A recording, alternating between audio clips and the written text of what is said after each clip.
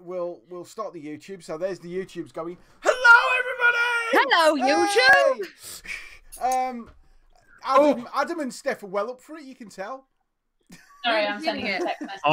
I was reading our own chat, but that's whatever. Yeah, just throw me under the bus. I can be as excited for everyone. Yay! Smile. What do you want? It's Tuesday. Ugh. You will notice, regular viewer. I'm talking to you, Jonty. Hannah. We're one down. That's because Mikey's got a secret job with the CIA or something. He's doing something Secret. top secret and important, and we probably really shouldn't mention it. No, he's okay. He's okay. So yeah. He's the one that did the pigeon robot. Let's all send virtual hugs to Mikey. Huh, Mikey?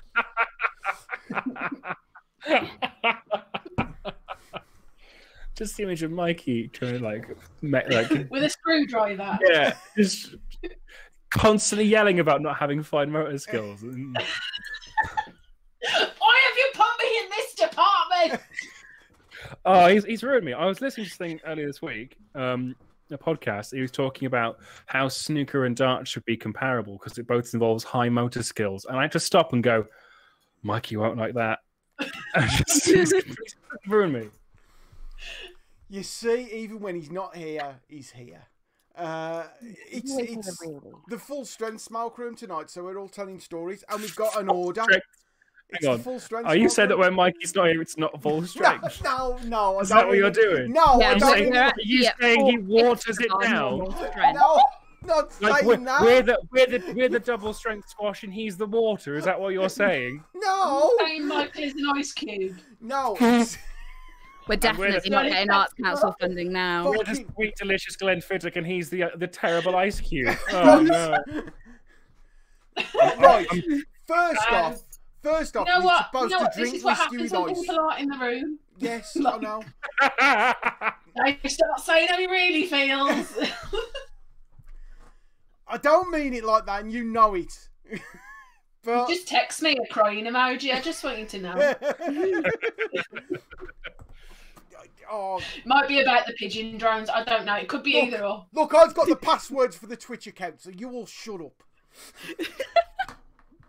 No. Right? Good one. Fine. I'll just don't say anything. No, I'll just start a new podcast with Rob Kemp. It'll just be me, Rob Kemp, Oh, and like Mikey. you always wanted to. No, it'd be Rob talking. You just going. Yeah. You already did a podcast with Rob anyway. Yeah, well, I miss it. Well, why don't you go play with your other friend? Dave, are you taking your ball and going home? I'm taking my ball and I'm going home. You're 4-0 down. Said next goal wins. If this I'm- podcast. If I'm not going to be captain, no one's going to play. Just because your mum owns the land. Jeez. Mike's not here, and it has taken us 8 minutes to descend into chaos. I think we need a heart. Are you okay? Yeah, I was I going to think I had a stroke. Can smell toast. No, Oh god. Go on, try again, Adam. I don't think it was very funny, to be fair. I've reevaluated it in the current circumstances. I Considering think. we're telling stories, Adams is going to be a corker tonight, you can tell. Well, shall we go around and see what everyone's telling a story Yes. about? That's what we're trying to do for 8 minutes. Save the podcast. Going Welcome. first is Hannah. Hannah, what's your story about? Right, so I actually don't know because I have got a couple of. Roll it up. Are you- Why did I tell about? I'm sorry. I'm still It's waiting been for quite it to a busy happen. time, and so I've got. Well, Okay, basically- we'll come back to that. no, I think what I'm going I think you thought about the sentence you were just saying. Like that little thought. there was nothing there. What's got nothing. going on? This is going to be a classic episode. We've got no.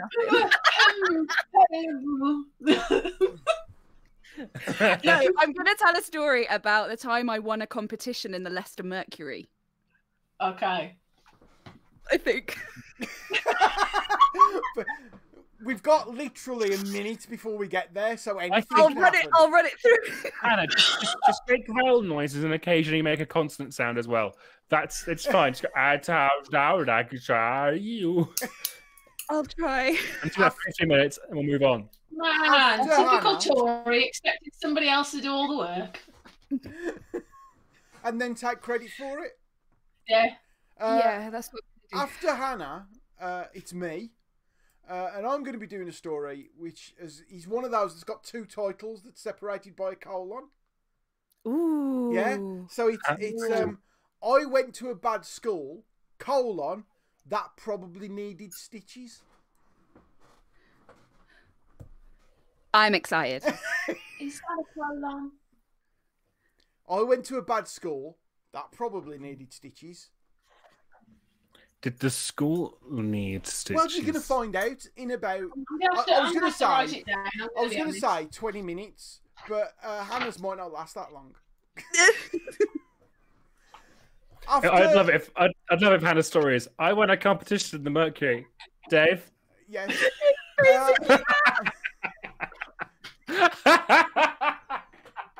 I mean, we are always complaining about running over time. I think that's right. Let me just remind you, I am always the one who goes on and on and on for too long. So this is my payback for you. This is my gift. And we appreciate the gift. Thank you. Thanks. After me is Steph. Steph, please tell me you've got a story. I have got a story. My story happened to me this week, as in the week between last Tuesday and this Tuesday. Yeah, so I had the COVID vaccine. Oh. And I've got a story about it. Nothing to do with the vaccine. That was grand, but I have got a story. Okay. Change your DNA. Yeah. Extra leg is coming in handy. Have you now got superpowers? Perfect. And finally, after Steph, Adam, what's your story about? And can you talk? Greatest funeral I ever graced with my presence. Oh God.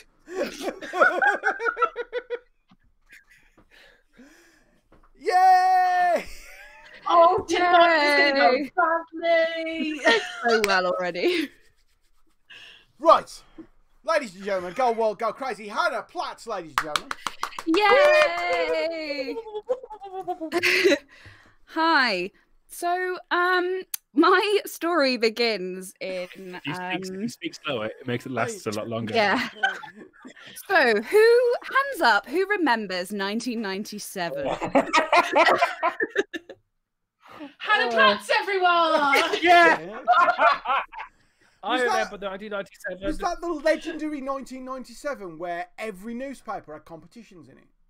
Yes! Wow! Funny you should do that, because... So, I don't know if you two probably don't, but in 1997, the most popular thing that was happening in the world was the Spice Girls. Thanks, Steph. And funeral. Yes, both popular. As we know, a very famous funeral in that year, but let's not talk about it. I was 10, and I, of course, liked the Spice Girls because everybody did. I had Can we take a moment for Dave to Google whose funeral it was. And the Spice Girls. Diana. It's Diana. That was 97. Anyway. Lived her life with a candle in the wind. Was Diana Unreliable. I thought Diana was like 90. Oh, yeah, it was. Yeah. Yeah. And So. Mother Teresa. A People's Princess. Same day, wasn't it? What? Same day. Or similar day. Diana and Princess. Oh, do you know what? I don't give a shit. Anyway. So big on the old Spice Girls at the age of 10, not knowing what most of the lyrics meant. And what, Zigga Ziggar? Yeah. Tonight's the night that two become one. Had like the sticker album. What? With like stop. Like, hang on. What? Hang on. That song's about fucking. Carry on. I was this year's old. Did you not get the line that's about like safe sex? Come a little bit closer, baby. Get it on. Get it on. Okay, I've not Be listened a to little any bit Spice Girls wiser, song baby. with the Put it on. intent. Put it on. You're talking to a guy who We've I just come realized. out of the AIDS crisis. I Put realized, it on. like a fair bit ago, not too long ago, but at every single kids' party I went to, you'd always hear "Sex on the Beach." And you know that was about Yeah, but you never. Yeah, but obviously, It wasn't about the cocktail. There you go. cocktail. but when I was like at 7, 6 years old, and that was playing at parties, I didn't go. "Meh, meh." Why is that okay to play to kids? I don't know. So there we are. We've all learned something. I'm trying to think of really inappropriate songs now. Basically, I went through a phase of like being one of those kids who entered competitions. Like, I would do a surprise me. Yeah, so like, I would, on brand. a couple of times I like sent in a drawing to Blue Peter to try and get a badge and never got one. Right? Yeah. You can buy them. It's fine. There was one kid in my school who had a Blue Peter badge. Bastard. Did you beat him up and take it? No, Yeah. No. You know what? He did keep it kind of quiet, to be fair. Probably because as soon as anyone saw it, they were like, "Ah, you bastard." Yeah. That's what I'd have done. You can get in the Pencil Museum for free. Yeah. Walk the Pencil Museum. It's a very high quality day out for the family. I want to go there. I also want to go to the British Lawnmower Museum because on their website, their slogan is "It's mower interesting." And then it's more interesting than you'd expect because it's about mowers. My friend and I were going to do a podcast where we went round different weird museums. That's why I know a lot about them all because I researched them. There's a Norwegian Penis Museum. There is a Norwegian Penis Museum, yeah. Yeah. While we're on the subject of weird museums, Adam, the Tank Museum? Bovington, yeah. Yeah, when are we going on it? We need to get this virus out of the way so we can go on a group trip to the Tank Museum. We promised it to our viewers months ago. We did indeed. The Tank Museum. Yeah, live episode from the Tank Museum. Hannah's just got very, very excited in the chat at the knowledge that there's a pencil museum. It's in Keswick or Kendal, one of the Lake District places. Kendal. Kendal. One of like the Kes. It's yeah. Kendal or Keswick. They've got the world's largest pencil there. Imagine how big you think that pencil is. It's bigger. That's a record that anytime you use it, it gets shorter and shorter. You have to keep buying. This was the world's longest pencil. Then Robert sharpened it on its work experience. That bastard did his shopping list, and now it's. Why is Sean Bean working at the Pencil Museum? I can't do a Cumbrian accent. He's doing the Yorkshire tea ads. This is the next step. Him doing the ride-on experience at the ride-on experience. The multimedia ride-on experience. Right-on experience. It's such a good pun. Oh, I miss improv. Okay. What you don't know, of course, is that Robert works for the rival pencil museum down the road that's got a pencil that's just a couple of centimetres shorter. You're so sharpen there, pencil. Trying to get in to sharpen the big one. Yeah. You get frisked on the way in case you're holding any like Stadler sharpeners. They're like, "Nein, das ist verboten." Because the Pencil Museum was run by East Germans from 1984. Anything could be possible. We don't know. We've been there to find out. I don't remember what your story was about. Right, doesn't matter anymore. We haven't started the story I haven't yet. even got there. Literally. So This is I context entered a competition. for the year that the story takes place. Yeah, we only know the year. That's it. Literally, he went 1997. Where? It's 1997. It's in Derwent. The world is on fire. Is in Derwent. It might be 98 now I'm thinking about it. No, it's 97, I think. I think it's 97. No, after we've spent so much time giving the flavour text to the year. I'm sure I was 10. So... if you sign up for the... We all knew when we started this that I would be the one to break the podcast. If you sign up with your mail, if you give them your email address, you get 20% off of the Pencil Museum. There's an offer on. As soon as COVID is gone, everyone's getting in my car and we're going to the Pencil Museum. Oh God, I'm sorry. The line in might be 1998. It's probably the funniest thing I've ever heard. Oh, I'm just sorry that everybody's watching that we've lost our minds already, and it's 1950. Okay, so it's 1997. Stop talking about pencils. This isn't anything to do with pencils. I'm looking at what's on sale at the shop at the Derwent Pencil Museum. Adam, please. So, it's 1997. Are we sure? The Spice Girls are very popular. There is a competition in the Leicester Mercury that prime Do you piece remember, of do you remember when this was said about 20 minutes ago? And it was like oh, you had to like answer a question, and then it had a thing that was like That's the way I love quizzes the usually Spice. go, isn't it? What? That's the way these competitions and quizzes usually go, isn't it? You Haven't have to finished my answer a sentence, question. Dave. That was a comma, not a full stop. There was a thing as well that was like a tiebreaker thing that was like, I love the Spice Girls because, or something like that. And Because I can't don't remember, have a full grasp on the sexualization of their lyrics. because I'm 10 and all my friends like them, so that's what I like too. It's not what I put. I can't actually remember the full phrase of what I put, but it was something like about girl power inspiring me to be like a, I like the Spice Girls because I haven't heard of L7. Yeah, because I hadn't got into the breeders yet. So, that's a band, Steph. It's fine. But it is also a fetish. Carry on. Anyway, I sent it off and forgot about it because obviously, like, you don't expect to win competitions. Then I went round of 1997. We all did that. It was just sending competitions off. I was round at my friend Debbie's house after school. We'd been hanging out or whatever 10-year-olds do, like playing with her rabbit thing, like a rabbit in the garden, Yeah, it's a rabbit. I'm glad. I was 10. The front half was a rabbit. The rear half was Lego. Right. And my mum came to pick me up and she was like, I've got some exciting news. We've had a phone call from the Leicester Mercury. You won the competition. And the prize was to go to London to the premiere of Spice World, the movie. That's not a good thing. Shut up, right?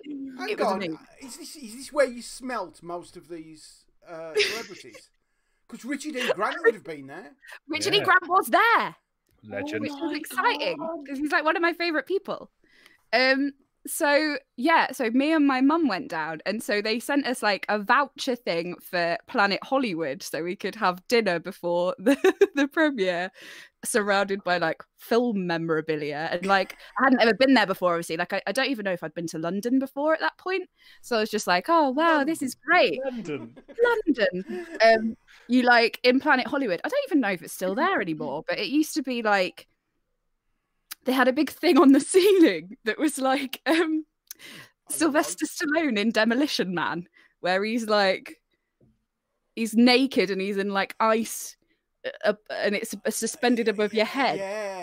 Yeah. So that was weird.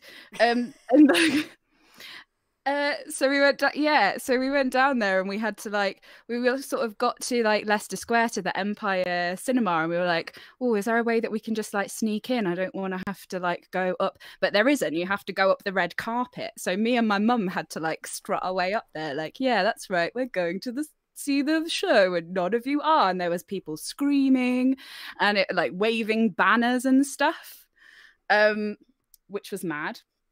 And it was like we'd had the thing through to say like, oh yeah, it's black tie, but like it's not something that you really have. Like me and my mum were like, what the fuck are we? So my mum made us our outfits. There's a photo, right? There is a photo, but I tried to find it this week and I couldn't find it.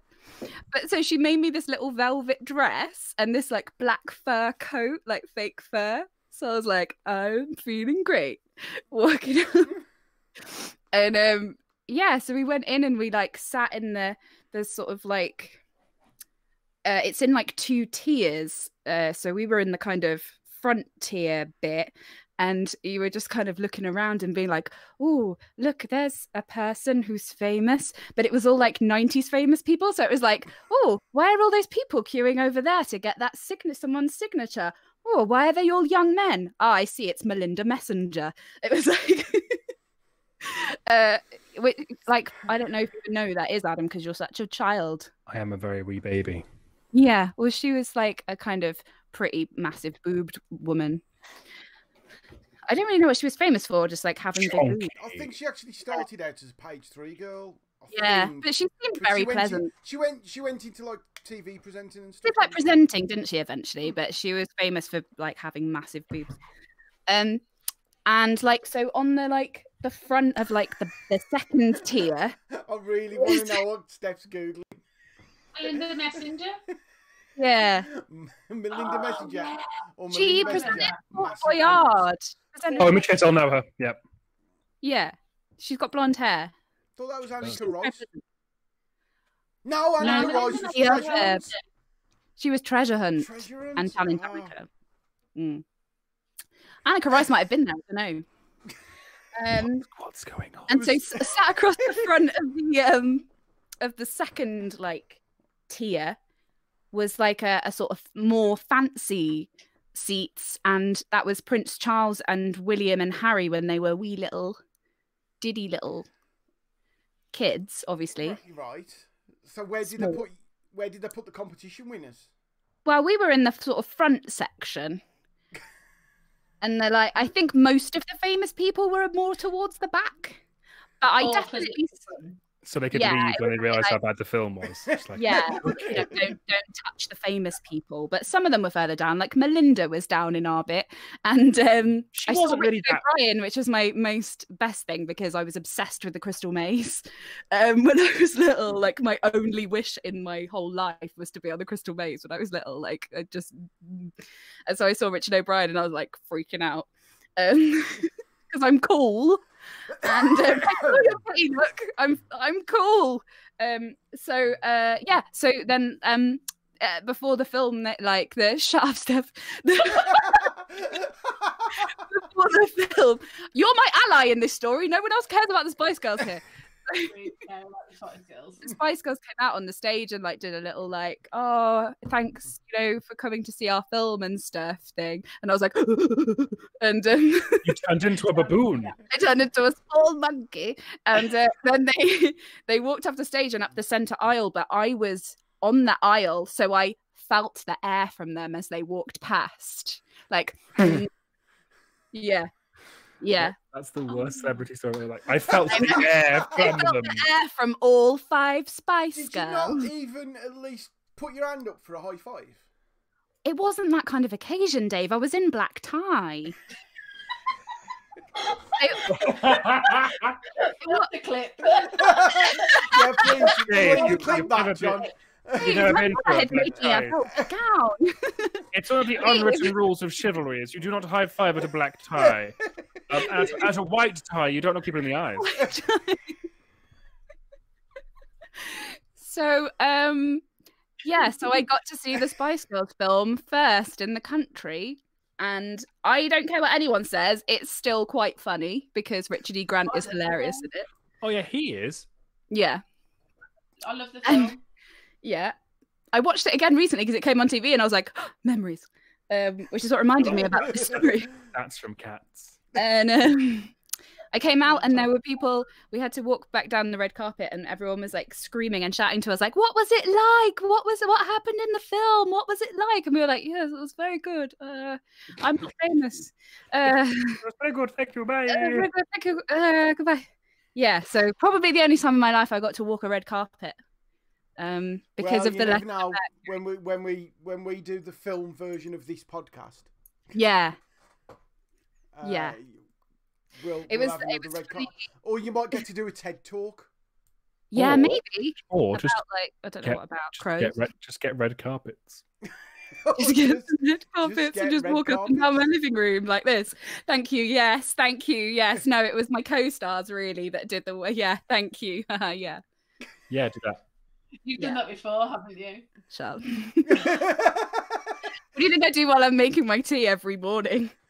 Thank you. Thanks so much. It means everything to me. Thank you. I mean, it doesn't look improvised, does it? It looks rehearsed.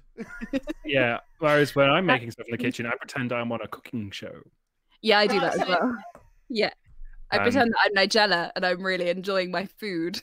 And when I play FIFA, I pretend I am a French manager giving a post-match interview. Always have, always will. It's so much fun. Why are you not streaming this on Twitch on a regular basis? Because the accent, I've been doing it for 12 years, the accent has never improved. He's my little brother, and I'll out him now, when he plays Football Manager, he puts it on the coffee table and then he paces up and down in the living room. Yeah, that's because it's a really stressful game. Oh my god! It's a really stressful game, and that is completely valid. I knew a friend who dressed up in a suit for a cup final in Football Manager. He put a suit on, and there was a news story a couple of years back of a guy who he had to phone the fire brigade because he set his house on fire by accident. Because whilst playing a Champions League final, he put a flare and put it in his bin to replicate the feisty atmosphere of a Turkish match. Put it in his bin? So that there'd be like the smoke in the room. It's been cited from my last, because I heard a radio show about it. It's been cited in 30 divorce cases. Football Manager. Yeah. People sending their Football Manager like records to like, top Premier League clubs when they're looking for a manager. As someone who spent a lot of time watching non-league because I couldn't afford to go to watch Premier League, the amount of non-league fans who are absolutely convinced that all they need is a chance, and they will take Willian All Town to the FA Cup final within 3 years because they've done it on Football Manager. Yeah, it's that thing, isn't it? Like, Lord grant me the confidence of a mediocre white man. Clip it, John. Non-context clip. No, go on. Said we were going to make it non-context clips. Oh, okay. The full stop to my story is that when we got back, we had a phone call saying that the guy from the Leicester Mercury wanted to come and take a picture so that they could run a story like, our competition winner going to see the Spice Girls, yay! And they were like to my mum, like, oh, can she just be surrounded by all of her Spice Girls memorabilia and stuff for the picture? Cool. But I didn't actually have any because I had my sticker album. And that was sort of it, because it was the time where we didn't really have much money and stuff. Yeah, I was I didn't really have any. I didn't even have a poster or anything like that. So I hastily before he came round to take the picture, got an old white T-shirt and just cut out the word Spice Girls in letters and glued it on. And a little picture of the Spice Girls I printed off the computer and just sticked it onto a T-shirt and just put it on over what I was wearing. Yes, here's my memorabilia. What was the story? Holding my Panini sticker album and wearing this some newspaper things that look like a hostage demand, cut out of letters from a newspaper, and then God. And please tell me you've got the cutting. No, it was an awful picture, and then obviously about a week later, I was in school and we were doing something making something or something, and they got the newspapers out to put down on the tables to protect them, and there's my massive face holding my sticker album, and they were. Hannah Platt, we're in lockdown. Yeah. Can you, in the next week, recreate that moment? You want me to make the T-shirt as well? I'll try. I will try. But then we need to find the original newspaper cutting and do a side-by-side comparison. But the thing about it as well is that the photographer was like, oh, you need to look a bit more happy. long-running joke. Newspaper, what more do you want? There's like this long-running joke in my family that every photo of me as a child, I look like I've been abandoned in a Victorian workhouse. No, I like the idea. What you should have done is when he says, "I need you to look happy," you should have just looked at him and went, "But Diana." Diana. I don't think Diana had happened at that point. Then Yeah, that would have been really weird, wouldn't it? It must be. Yeah, I just said like weird psychic moment. 6 months before it happened, Diana. But Diana though, and they're like, "What?" And she's just like helping the landmine charities. What's wrong? So, Yeah, so he was like, can you like just do something with your other hand? Like, can you just be like, okay, or something? And I was like, No. yeah, okay. So I'm like, Oh no, you can't then do I that. was like- That's white supremacy. That is. but it is now, yeah. And I was like, why didn't you tell me to do girl that. power? Girl power, yeah. I was like, why didn't I do that? No, because it's just like this weird picture of me holding my sticker album, like it's terrible. Right. so I, as being working at the University of Leicester, have access to their archives, which You're does. not the Mercury. Who do you think bought Leicester Mercury's archive? I don't know. The University of Leicester. If you find that picture, I will So destroy. I will see, because I have to actually go in to visit it, so it's not open currently. If you literally go down there and sit there with like a microfiche and find that fucking photo, I swear to God, I will end your life. So do you know what's great is you give me enough data, so I need to know. All I need to know is when that event was, when the premiere of Spice World was, And it's and then a couple of days after. And look, just How maybe come on there, Adam? I've got to look through maybe 21 papers. Well, good luck with that. Okay. Don't you concern yourself with that, Hannah. You just focus on your craft project for the week. H just come in. H just come into the chat to say she's 100% here for the craft project. So, 15th of December 1997. Was it? so Diana so she was dead. died. Yeah, It was post Diana then. it was post Diana. I In was fact, only 10. I didn't It was the moment when everything started turning round after Diana, wasn't it? It was part of the upswing Maybe. after those crushing blows. After those fateful months. Probably. I don't really remember. Hannah Platts, ladies and gentlemen. You are so welcome. You were off your tits on wham bars during the months previous. Right. What? You were off your tits on wham bar. That's why you can't remember anything. Yeah, no, we didn't have them. We had chomps. So, it's my story. Now, I dread to say this, but it starts, well, it is in 1986. Are you You sure? want me to just leave the room for 5 minutes while you lot just go off on tangents? I wasn't alive. I don't know what happened. there. 1986 is the year before I was born. The 80s were terrible because you'd had punk, and then you kind of got new wave, and then it was just shit until. Whoa, hang on, no. I'm fairly sure that A lot of, like, Sledgehammer. hair metal. Sledgehammer. Call me out. Sledgehammer. Yeah, but that's That's it. one song. We're talking about a whole scene Yeah, here. it's not Was, like punk 86 the happened. year of Run the DMC. year of the Hand of God? Sorry, say that again, Steph. Was 86 the year of the Hand of God? Yes. There you go. That's 86, Yes, wasn't that an no. Olympics year?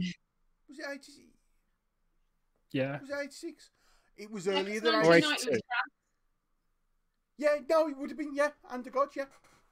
There you go. All Awesome. my little There you go. knowledge. Right. Master of Puppets came out. That's knowledge. This was at school earlier in '86, so it was before the World Cup. So we hadn't yet been robbed of a place in the World Cup final. Right. I mean, fairly sure it was a quarterfinal anyway, but whatever. Yeah, but we'd have got through to the final, wouldn't we? So it's before a football didn't happen. Carry on. No, it was the semi-final. It doesn't matter. But it's not what the story's about. It doesn't matter. No, it wasn't 86. All that Yeah, matters. it was 86, Or was not it, or was 87. it 87? Or was it 87? I I'm at school, and one of the lessons that I have to do is what was then called technical drawing, Right. but now I believe is CDT, something like that. I don't know. CAD, isn't it? CAD, isn't it? Yeah, so now it's all done on computers, but we didn't have computers back then. You had like rulers and paper and set squares, and you had to do like drawing, like old-fashioned way, right?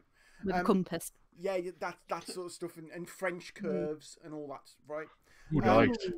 I hated technical drawing because, bearing in mind it's 1986 or maybe 87, I've got this like cellar full of mental illnesses. I've got this undiagnosed borderline Asperger's. I'm not a fan of school at all. I'd got really upset by my technical drawing teacher, who, right, they were obsessed with plumb bobs. They used to just make us draw plumb bobs, right? Every lesson was plumb bobs. Why? I don't know, but it just seems to be that for 2 years all we did was draw plumb bobs. And what's a plumb bob? On a plumb line. It's a little weight that you put on an end of a piece of See, cotton, like, so that's you get a straight line. It comes from the Latin for lead. But in the Plumb. real world, you just put some blue tack on some cotton. Yeah. You know what I mean? Or wrap a screw round, or you know, Yeah. a shoelace round a rat or something. You know what I mean? Just hang it. Yeah, Jonty says it's like the thing that's above a Sim's head. Okay. No that one owns diamond. one because you just make it when you need it. But anyway, they used to get us drawing plumb bobs all the time, with one exception, which was I just want to say that I really, really like the way you say plumb bob. Carry on. Do you want it as your ringtone? Do you want me to send you a recording? I really want that, please. Thanks. Plumb bob.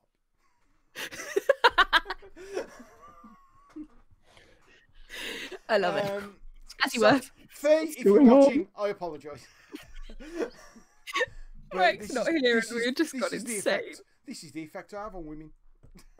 Plumb bob. You make them giggle.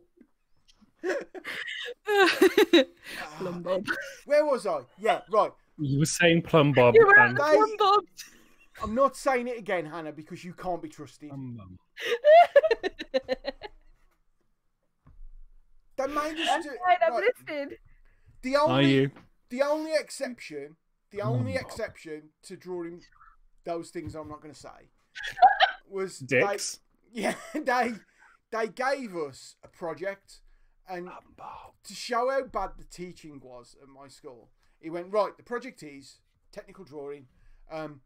You've got a problem where you've got to move a ton of earth. And Right. he's like, it's up to you. What? Do what you got to do. Do what you want to do. It's up to you. So we were all completely confused. So I drew a JCB. Yeah. And he went, that's wrong. And I went, what? What am I supposed to do? It's up to you. How can it be wrong then? And of course, with this cellar full of mental illnesses and undiagnosed borderline Asperger's, I was like, "Argh!" And I just hated that lesson from that moment on, and hated that teacher. Yeah, so not surprised. I wanted to go into the other class because there was a lower class. You know, I wasn't in the top class because I was good. Things were randomly assigned in my school. I wanted to be in the lower class, and I kept asking to be put in the lower class because I didn't want to work with this teacher. No, you're not going in.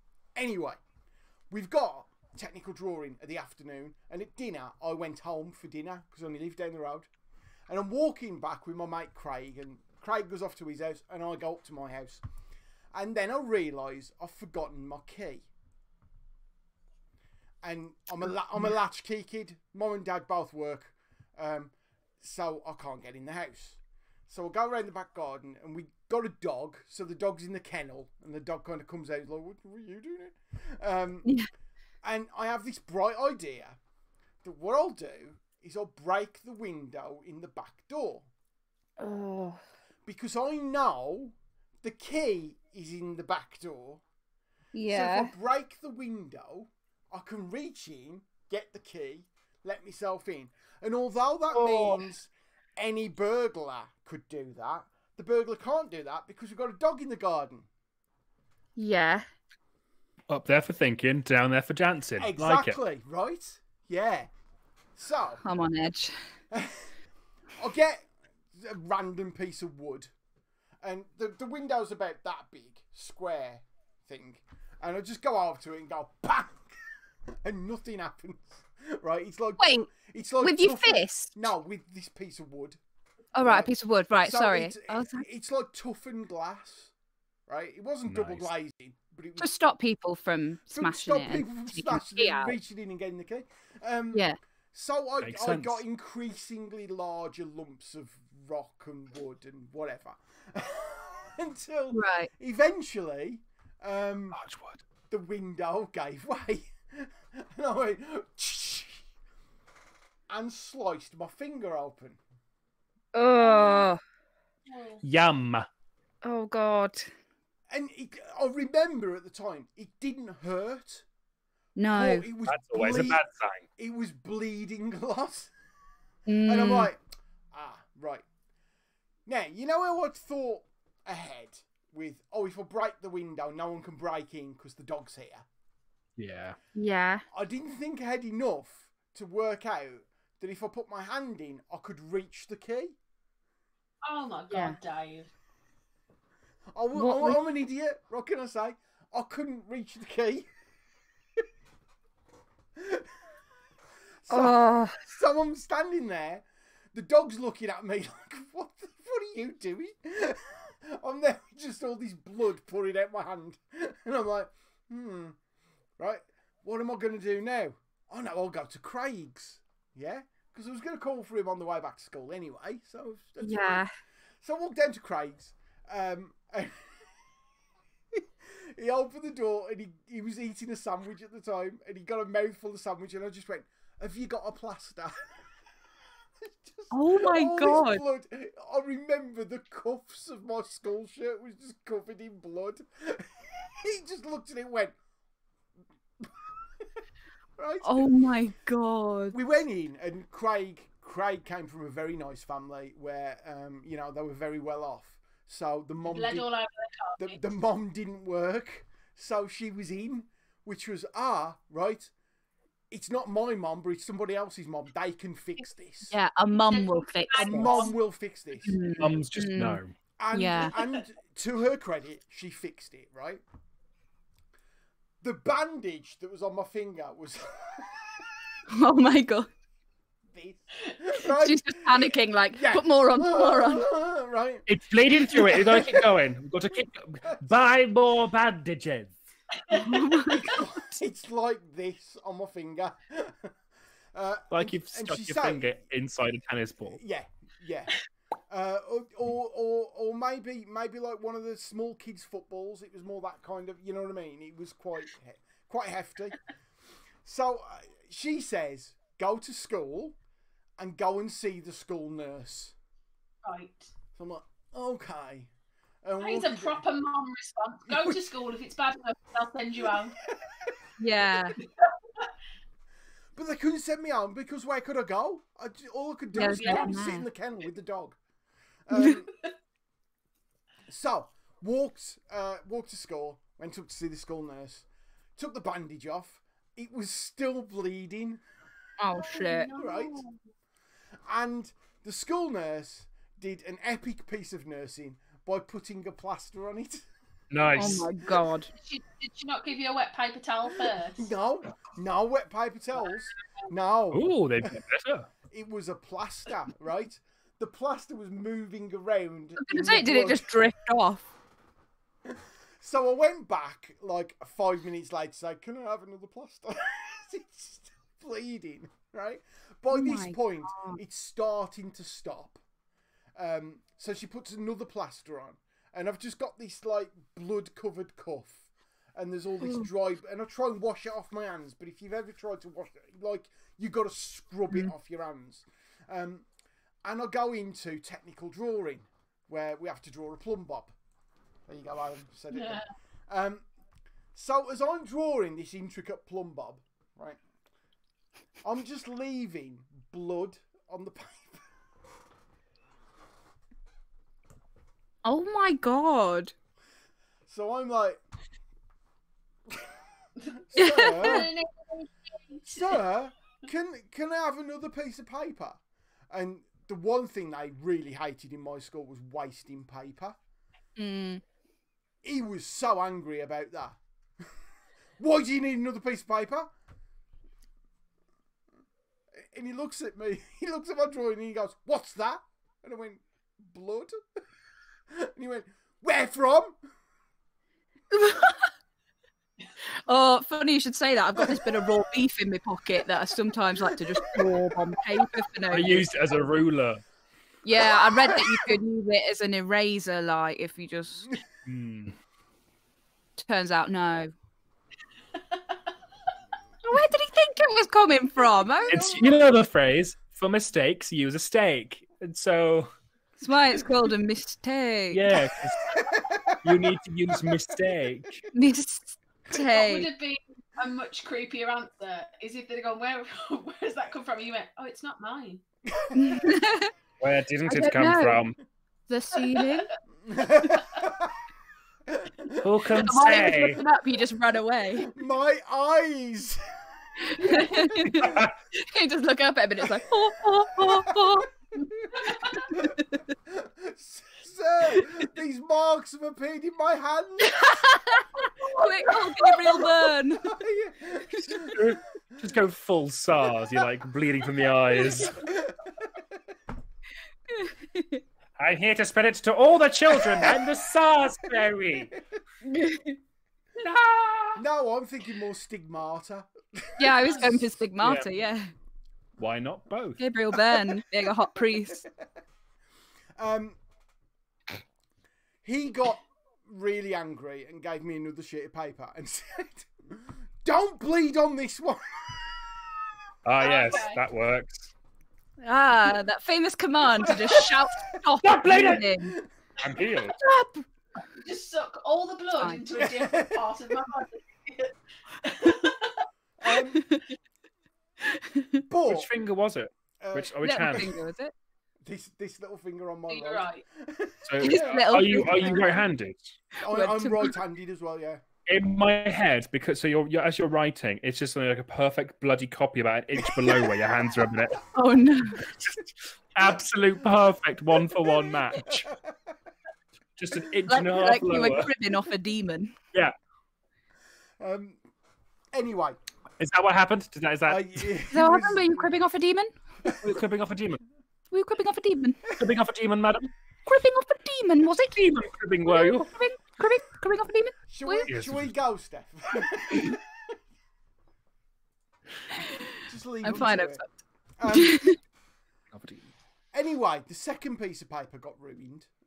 Of course. So we're now down Because to the third. no circumstance had changed since the first paper was here. Like, Yeah, why did he not yeah. see that? Oh, no, she shouted at it. Oh, sorry, I forgot about the shouting. Yeah. He'd been told not to bleed. Yeah. So rather than give me the third piece of paper, I was banished to the lower class. So All of your dreams have come true. where I got to sit next to Craig. Oh, like- yay. And then I got I love how he home. was like, oh, well, they're probably all bleeding in there. You go. We'll put him in with the rest of the It blood. was Go down there with the rest of the bleeding It was plebeians. that kind of Like, school, to be The fair. floor in that classroom it's a grill, so it just falls through. That's, just sawdust. that's the kind of class you work in now, isn't it, Steph?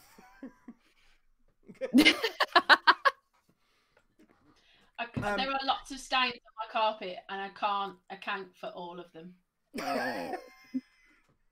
So The that's big one. No, we're not moving on from that. Say that again, Steph. The biggest The one. big one is a coffee stain, but like I don't know. I want to say it's definitely not, but it might be. Oh no. I don't know.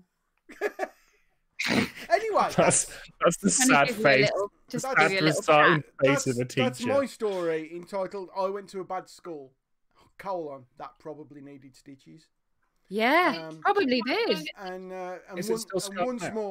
more for the crowd, Plum Bob. Come on. Is it scarred now? Yes, yeah. If you, it won't show up on the camera, and it's faded a lot, but there is like a little scar there. He does not. Plum Bob. And the other good scar I've got is on my lip, and the reason that tooth is bent and chipped was I went on my bike into Wolverhampton, and as I was coming home, I was going past the lighthouse. Funnily enough, you know the little slope by the side of the lighthouse. And I know it well. I don't know what I hit, but I went over the handlebars. Ooh. And you know when you go over the handlebars, you're supposed to tuck your head in and roll. I decided In the moment, it's quite hard to. it is, like, which is yeah. why I decided to stop my fall with my face. Oh And no! basically went. which is Oh, why- that's literally my worst nightmare. Which is why that Oh. tooth's chipped, and I've got a scar. I think there or there. I can't remember which one it's on.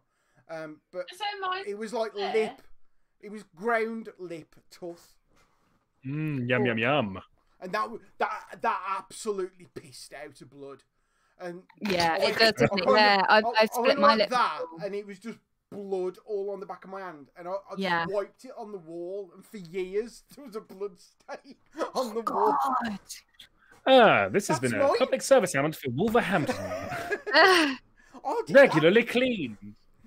Lips bleed like massively, though, don't they? Like, I got a door kicked into my face the second year of year 7 by one of my brother's friends because he was trying to. He had a broken hand and was carrying his folder, so kicked it and it smacked me there.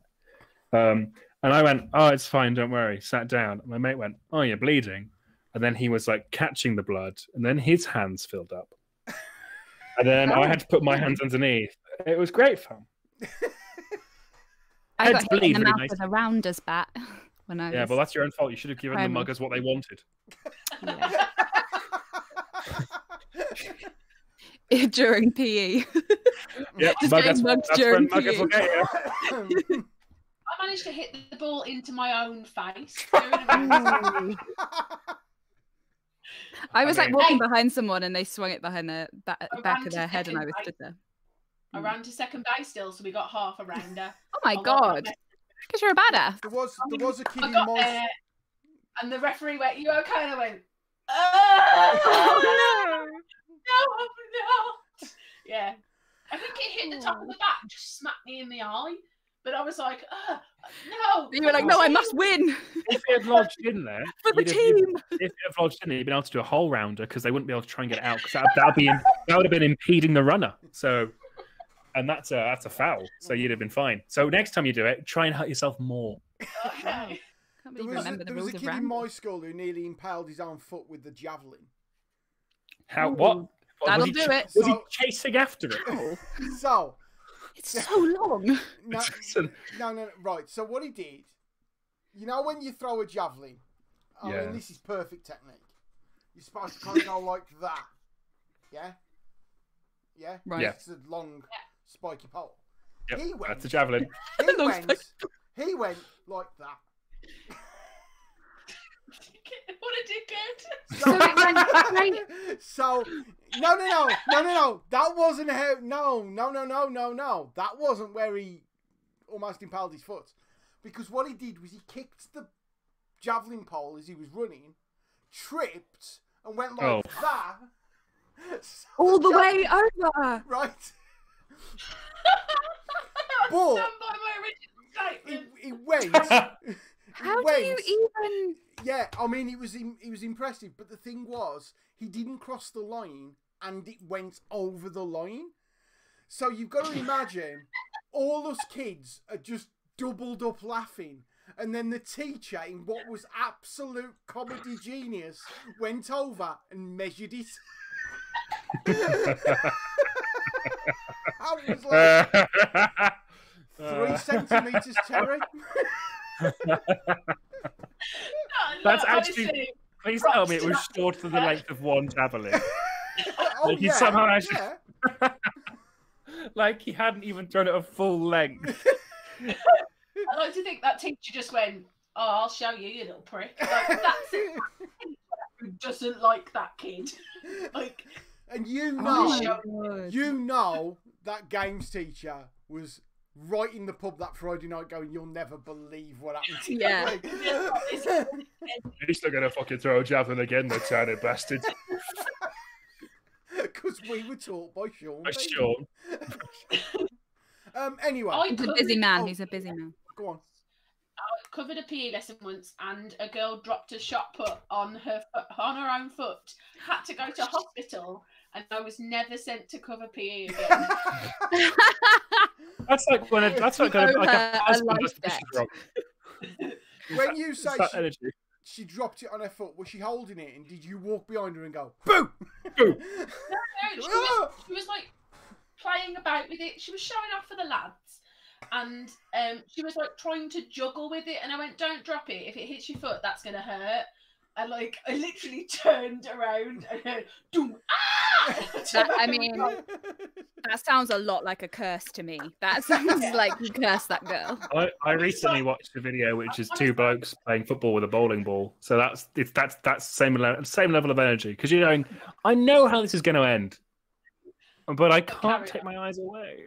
I may have told this before, but I remember I had to go to Chester races. The ones never go to Chester races, and we was pub crawling round Chester later that night, and there was a group of Liverpudlians who were playing a game which I think had the title "Let's Kick Each Other in the Bollocks." Ah, that old chestnut. That classic game of just running up to your mate and kicking him in the bollocks. And he's Oh, standing Shambo. there with his legs open, going, "Go on, kick me." Rochambeau. Oh, Yeah, Rochambeau. Rochambeau. That's yeah. I mean, you watch that and you think, I know where this is going. The infertility clinic. I'm not taking part in this You game. watch that and you understand why women live longer. Yeah, mind you, if you go to Chester, you'll. It's not a good advert for men. Let's If put you it go that to way. Chester races, you kind of wish that humanity just stopped in 1956. It's just. It's just because of where it is. You've got all the people from Manchester come over, all the people from Liverpool come over, people flying from Ireland. Then you got people coming in from the Midlands, and Cesspit. they all drink way too much, and then decide, I hate everyone here, so let's all have a big fight. Occasionally go, horsey. There was a horsey. Whoa, gin tent. yeah. I don't know. I don't want to be that guy, but whose story are we on? What are we doing? Right, we've finished mine. Right. Right. So Dave Pitt, ladies and gentlemen. Yay! have I got a title there, Hannah? The Poet Laureate of Moseley. Thank you, Hannah. You're welcome. Sis. Up next, Steph. Steph. Yay! Cool. So after all that then, yeah, so I had the COVID vaccine. Yay! Does So that pleased. mean? Does that mean you could come round and lick our face? No. They don't know whether it stops you transmitting it, even if it Yeah. stops you getting it. Yeah, Oh right. Okay. they don't know that yet. basically, Dr. Raj went on Hot FM, and I take everything he says as gospel because the man is a god. He said that having the vaccine means you are around 60% less likely to catch it, like after your first dose. Which, but if you do get it, it's going to be really mild. Right. But you are 100% not going to die from it if you get it. Like, you're not going to end up in Yeah. hospital. All That's right, amazing. okay, that's good. So that's nice to know. Very nice. So I got Pfizered up the other day. Not the story that I wanted to, like, the whole story itself is revolved around the COVID vaccine. Just the story was just the pure experience of it. Because honestly, New Cross Hospital, ladies and gentlemen, just well done for entertaining me for the 3 hours I was there. Oh my God. So my appointment was at 10 to 4. I arrived as instructed 10 minutes beforehand and just happened to see several of my co-workers who'd got 3:30, 3:20 appointments all stood there going, we've been sent back down. So we were like, okay, it's cool. There's a delay. It's fine. We'll just all hang around. They've only been waiting like 20 minutes now. Well, it's going to be fine. So we were stood around downstairs. We saw a couple of our friends, like colleagues who'd been and already had it done, and like did like a little wave to them because obviously social distancing and all this. So I don't know what that was. So we were stood there. Now, I don't want to use the word job's worth, but there was a security guard. And have you ever met those people who go, right, okay, there is a mild inconvenience about to happen, and someone goes, my time to shine. That's what this guy did. I briefly saw his name badge, and I think it was Ron Rickmus, and I was like, that's a weird name. But like, his first name was definitely Ron because he kept coming up and talking to me, and I was like, why is it always the weird ones? Like, but did he refer to himself as Ron in the third person? Like, Ron thinks that you're going to be waiting here for some time. Don't you, Ron? Yes, I do. Mate.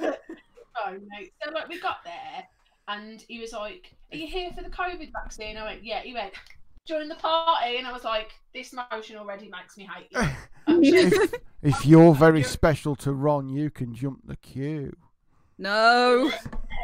So like, yeah, he was like, "Yeah, don't like that." Did not like. No, and I went, "Okay." As everyone is stood in silence looking really angry, and I was like, there's a face I recognise. I'm going to go and stand next to you and just exist. I'll be existing over here. So like, Ron then disappeared for a little while on his radio. He's having a very important conversation. I know this because he was talking very, very loudly, going, "That's fine, I'll deal with it. I'll address the rest of the group here." Look, and everyone, like, I'm talking into a radio. I'm important. Yeah. I can hear you clearly on the radio that I have. Yeah. And you know what? Everyone could hear the radio. So when he came back and announced the message, we were all like, yeah, we know. We so he was like, guys, I've got something to announce.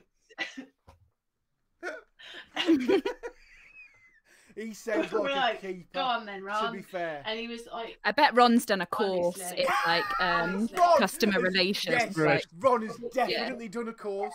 Ron's doing a course now.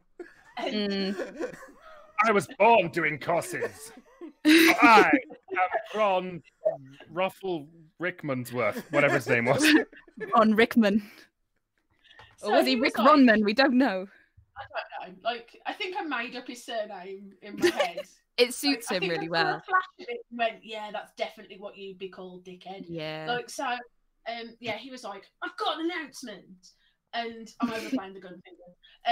He was like, I just need to let everyone know who's standing in a corridor awaiting to have their COVID vaccine that several people have had a really funny turn.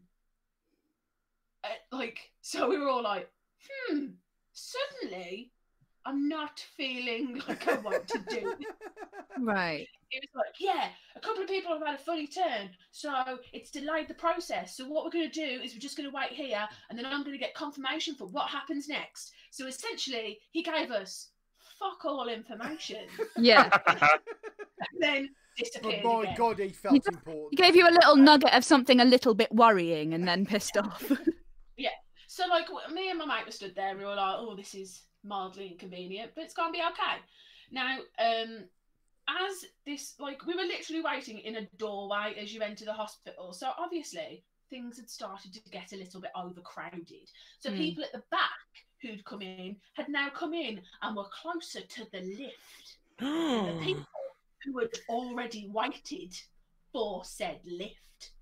So Tensions were running high. As Ron returned and went, right, okay. Time for your appointment no longer matters. We're just going to send you up in groups of 8, and then we're going to go and get your vaccine. Oh no! Ron, we have to have decorum here. Ron, there's a protocol. Ron, what country is this? Exactly. We have a queue system. As a British nation, we have a queue. And Ron went, no, law and order no longer exists. There is no law and order. There is only Ron. Ron is an agent of chaos. No, I've checked the Ron. notes on the course that I did in March last year, and you'll find I'm the boss. I'm handling the situation like handling situations 101 taught me. So Ron has basically read the paper. You know the notes for every course he's done for the last 20 years are in little lever arch folders on the bottom of his bookshelf, aren't they? Yeah. And all his certificates are in the study that he never goes in. Yeah. Yes, Like, yes. He calls it a study. But it's just where his PS4 is. It's a box room. And that is where the cats aren't allowed to go. Yeah. So basically, Ron had embodied Dwight Schrute. He was Yes. fully Dwight Schrute, and he was like, right, first aid. Everyone, everyone in the list. Sorry, back up. Who? Yeah, I don't know. American Office, watch it. It's so good. American what? Sorry. The US version of The Office. Oh, right. Okay. Yeah. Oh, yeah. Okay. What was his character in the British version? He's the Gareth, isn't he? I think so. Mackenzie Crook. Yeah, kind of makes sense. Yeah. Yeah. Okay. So, Thank you. thank you, because I haven't watched the UK version, so I didn't know how to translate. Oh, have you that. not? Oh, yeah. I I think he's the Gareth. I was, he kind of went from like, everything's gonna be okay, gun fingers, to drill sergeant with an actual gun. So he was like, first aid to the lifts. So Yeah, now suddenly it's like Thunderdome and 8 will go in. We haven't got Just time kind for of social panic. distancing. Go! right, 8 people who were just close to the lift stepped forward. Now, Karen Karenson reared her ugly head. Oh, shit. Oh, shit. Like a Hydra. Oh, this is like Karen 101. Oh, and went, God. excuse me, I've been here since 3:20. And then everyone kind of went, oh, here we go. So So we've got a Karen and a Ron. Oh. Karen and a Ron. So what happened was everyone kind of went, oh, Karen, and ignored her. I've never seen it happen before. Everyone kind of went, yeah, right then. So then, because she was her back was against the wall, she didn't know what to do. She was a Karen out of water, ladies and gentlemen. Yeah. So she went, oh, I need recruits. So she pointed at my friend and was like, she's been here since 3:20 as well. My friend went, I don't care. Please don't bring me into this. If I'm not here, Ron. I'm sitting at home on my own, washing curry. It's a You day know what out. I mean? It's a day out. So Ron was like, I've literally just been given the instruction of 8 people at a time. Oh, Ron Waffle, what are you doing? Oh, Ron Waffle. He counted and we fit into 101 I did! 101! It's in here! I'm in charge! First aid! Fuck you! Ron's there like, when I was in the TA. Ron was definitely in the TA, wasn't he? Yeah. 100%. Ron like, was a milk monitor. Yeah, but he was the milk monitor who forgot to do it. Yeah. He'd be like, what a lovely break that was. I had much, oh my God, the milk! Just looking at his badge all sad, like, oh God, I didn't earn you. Oh God. Rather than giving the milk out, she should hide it in a bush. Like, there was no milk delivered today. I didn't earn. The problem is just getting worse.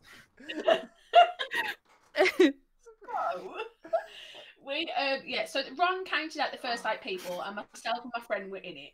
Karen, So you didn't give a shit. You were like, yeah. I was like, I'm going to get fired up. Okay. And I don't have to be in a lift with Karen, so it's going to be okay. Did you look at Karen and like stir the shit a bit by going, right? I've only just got here.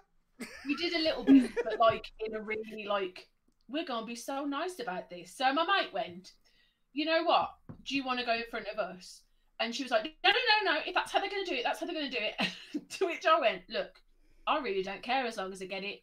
You go first if it's important. Now, she had a decision to make because she either took our spot and looked like a dick or stood there and looked like a dick. So the force of it hit me like a javelin to the foot. No callback. So Karen went off, and then Ron was like, "But that's only 7." So some other woman went, "I'll go," and ran into the lift. Now, that's what Ron had I'll be like, vaccinate me. Oh my god! Imagine if that lift broke down and they were trapped in that lift. Like, no, I was so close. Well, what Ron had failed to remember was the lift is 2 people at a time, and there are only 2 lifts. Oh, good gravy! He's created a bottleneck. So, he was like, "Oh wait, no!" So like. He was like, you can only go in 2 at a time. So 2 people went into one lift, 2 people went into another lift. This left 4 people, if you can do maths as quickly as I can. I don't know what to do! Somebody went, It's in here somewhere! The whiteboard map of... Karen! Well, Karen hadn't managed to bag a place in the lift, so she was... Oh, shit. So Karen took the initiative and went, poor Karen. The stairs! And 4 of them ran away. She ran! Yeah, so, which is bad because that makes you breathe harder and spreads coronavirus faster. Damn it, Karen, you're literally the worst. So that happened. So me and my mate... I love that she could have done that from the beginning as well. Instead of having this whole lift conversation, she could have just been like, I'll take the stairs. In my head, she's like, the stairs! But yeah, that's how it went. So yeah, Like- go on. And she's the Doctor escaping Daleks. Yeah, But in 1976, when they couldn't do the yeah, flight. when proper Like, she's Daleks like, and they couldn't Yes! go up. I'm so coy. A slight incline. Whoa. Oh no! I mean, you say proper Daleks, but Daleks been able to go upstairs since 1989. Carry on. In fact, these fuckers. Oh. 1988, Right. sorry. So, What happened yeah, so the first group of 8 went, and about 10 minutes later, the second group of 8 could go. Me and my friend were in said second group of 8. We got upstairs. I got told off because I wasn't wearing the correct mask. It was a cloth mask, not a paper mask. Right. So I had to swap Indeed. over. Indeed. Indeed, sir. So I had to swap over. And then we were stood there, like, all spaced out. And this nurse came down and was like, can I have your name, please? So I gave her my name, gave her my appointment card. Don't panic, the fact that the door is just open behind me. One of the cats has just got in. Ghost! It's Karen. I hope it was a cat. It's Ron. The ghost of Karen. The ghost of Ron Waffle. Ron Waffle, no! So he's just gonna, all you're gonna see is 2 hands just appear behind the door, just going, and then disappear. So yeah, we were stood in the queue. There was a delay in the picture, Steph. So you said it, and it was like 2 seconds later before your fingers went. Wait, hang on. Is he like Mick Foley? Like Mick Foley's found life card after acquiring. He's like, I've become a security guard. Yeah. I'm Dude Love. So we got to, we were all queued up. I had to give my name, and she couldn't find it, and I was like, my appointment was What? So she found it. Couldn't find your name. Oh, I see. I've lost my name. Is it? And then Or is it What's one of that? them? You know, like when someone's called St. John Smythe, but it's not spelt like that. Is that what it St. is? John. So, yeah. No, my name's quite Stephanie easy. spelt with an L.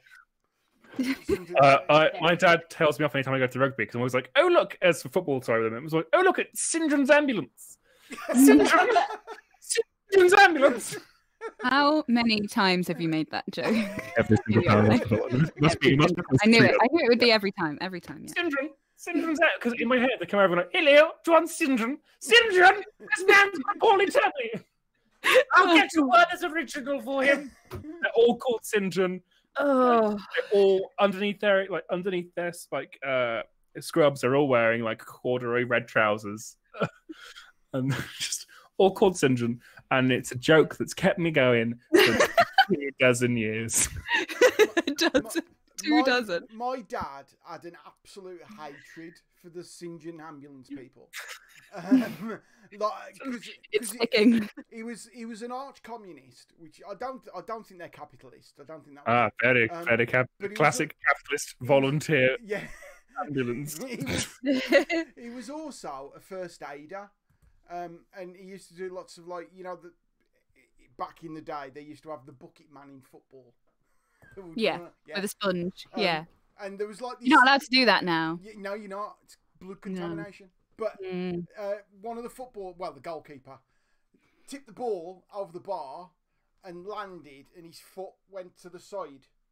And you heard the snap. I don't like it. And St. John's ambulance were there. So they went on the field, and my dad went on the field, and the St. John's ambulance man went, he's all right, he's just sprained it, and tried to stand him up. My dad was like, he's broken his ankle. Like, no, he's just sprained it. He's broken his ankle. Yeah, and my ever since that day, my dad just hated them.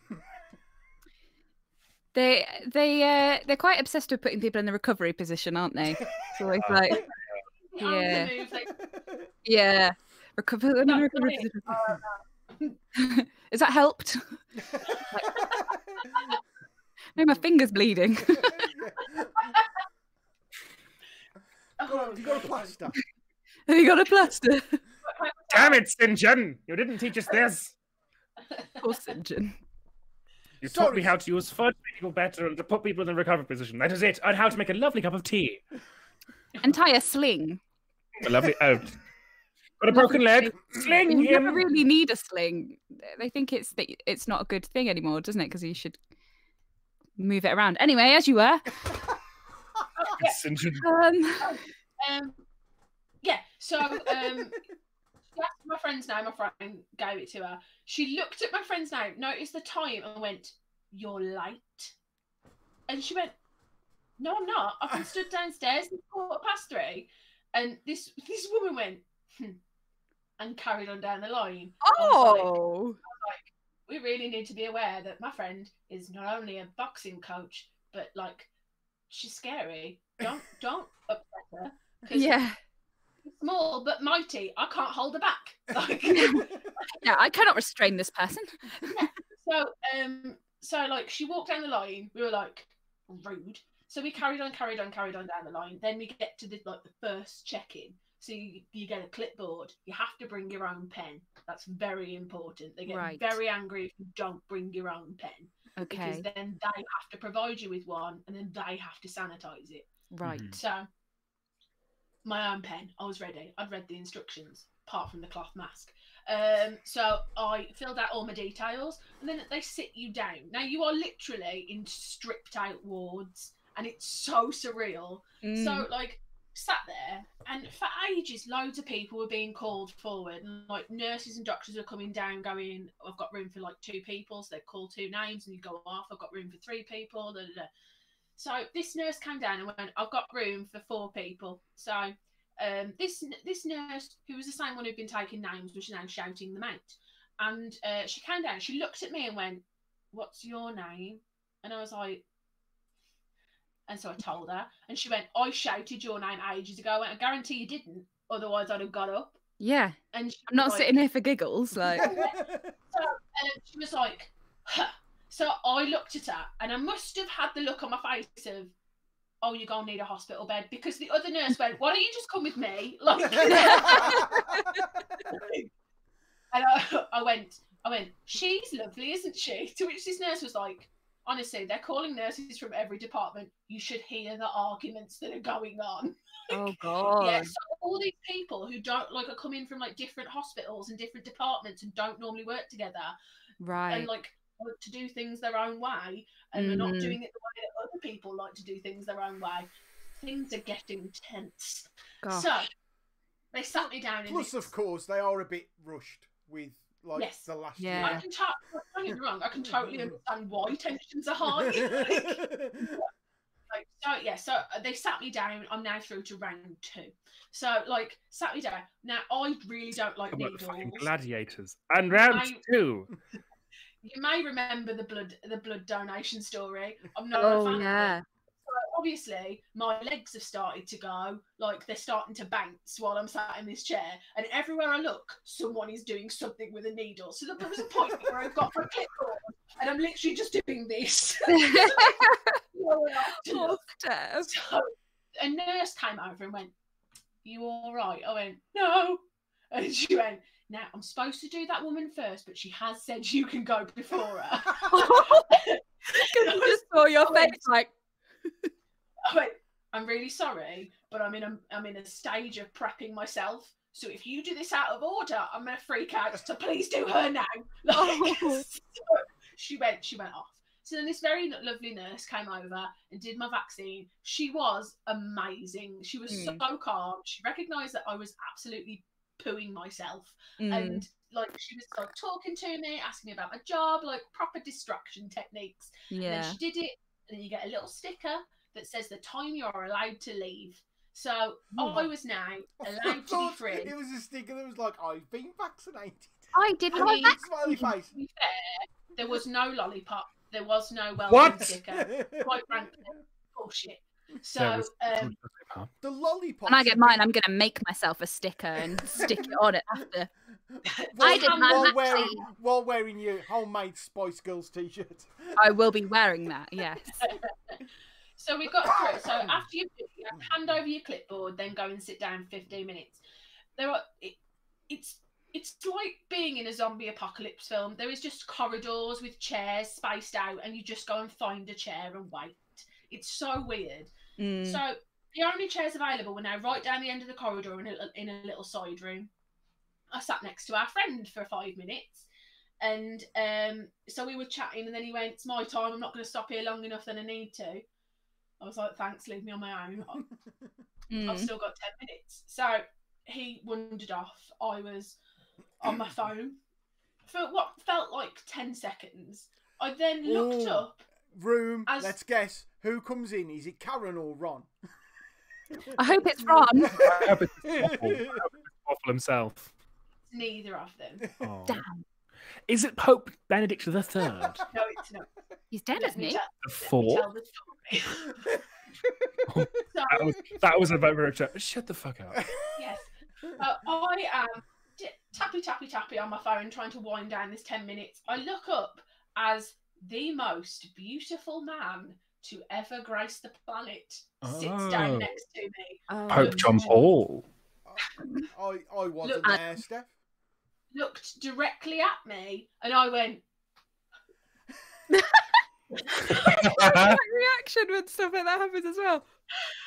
I freaked out. So I was like, "He's so beautiful." So I start to text my friend going, "I've got 10 minutes left. I'm sat next to the most beautiful man. This is how love stories start." Yeah. And We will be telling this gonna be to our every- grandchildren. Yeah, this is going to be every Hallmark film, like 2022 through to 2024. so I was texting my friend, I was having a good giggle, and then all of a sudden I can hear this nurse slowly making her way down to us going, "Everyone all right? Everyone feeling okay?" Because obviously some people start to feel a bit sick or whatever, and they, you can get side effects. Or like start to grow extra limbs, I don't know. And so she got closer and closer to where I was, and as she got to the little side room that I'm in, she went, "This is the room I panic about. This is the one where no one can hear you fall over." And I went, "What?" So she looked in. It's just me on my own. Very close to me in the doorway is the most beautiful man I've ever seen in my entire life. And she looked directly at him, looked directly at me, who's clearly going, "Don't make eye contact with anybody because you will blush." She looked back at him and went, "Look after each other." Looked at me and winked. And I went, "Oh no." Because he looked at me and smiled, and I went. So I've started getting very hot. I started having heart palpitations. I started to feel quite clammy. And I'm like, going, is this the vaccine or is it Or is it just lost? me as a It's human? lost. I now need to make a call, a proper judgment call of, do I call a nurse over to explain that I'm feeling all of these things? Because I'm not sure whether, Steph, you didn't. whether it's You Like, didn't- try and like mime it to her in sign language, like, because Steph, did you not stand up and go, oh, and fall into his arms? yeah, I would have swooned at home. So. because this is me we're talking about. Good talk's a good game, but when it comes down God. to it, I run away with fear. Steph, I don't know No. anything about dating, and even I'd have got a blowjob by this point. So come on, Steph. Okay. Oh. Come on. I am very sorry to Sure. say that the 10 minutes came to an end and I ran away. Oh, Steph! So, beautiful man, if you're watching and was sat in New Cross Hospital at 10 to 5 next to a girl who was visibly sweating, right, hit me up. I mean, you could have said that at the time, couldn't you, Steph? No. Like, What you could have done is like got your phone and pretended to ring us and go, oh yeah, well I've got my podcast on Tuesday at 7:30 p.m. at twitch.tv/stories from the smoke room. So maybe I could talk to you after that. Cool. And then And then look It's I all have right. no Yeah. clue. you're like Yeah. perfect for the day after a disaster. Like, I'm sorry. Yeah, you're right, friend. We are pretty much a really big deal. Friend. I was going to say mum. I went, no, that's not cool. Friend. Yeah, mum. That's right, a good friend of mine. A very No, good I am friend not who knows saying how to anything. One lie. of my many friends because I'm such a good person. yeah, so I missed out on my chance for love. But you know, so maybe the stars will align. But You know- you're going to you know have what? no. You're going You to need a second have. dose. You're gonna get a second dose. He's gonna be there, isn't he? Yeah. That will be the universe telling you that it is like what is meant to be. So I'm Yeah. just letting you know, when I go for my second dose, I am willing to kick a bitch off a chair to get close to him. Yeah, absolutely do that. If you need to ring me Clippy for like an excuse, then Oh. I will definitely back you up on it Even as well. better, Karen might be there, Oh my god. so you can fight through Karen. Yeah. She's not Two even sat birds, next- one stone. Oh, Deliberately sit the other side of like Karen to him, then be like, yeah, rah! Like claw through her. so get I ready, am handsome man. so I'm coming excited. for you.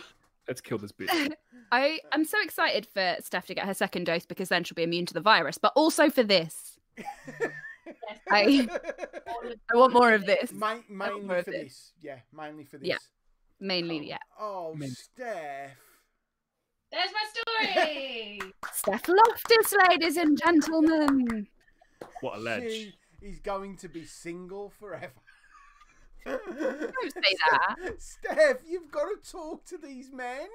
What's great because this is recorded. Steph, we'll make sure that section when you said that, where Dave said that's played at your wedding. Yeah. We'll make you a PowerPoint.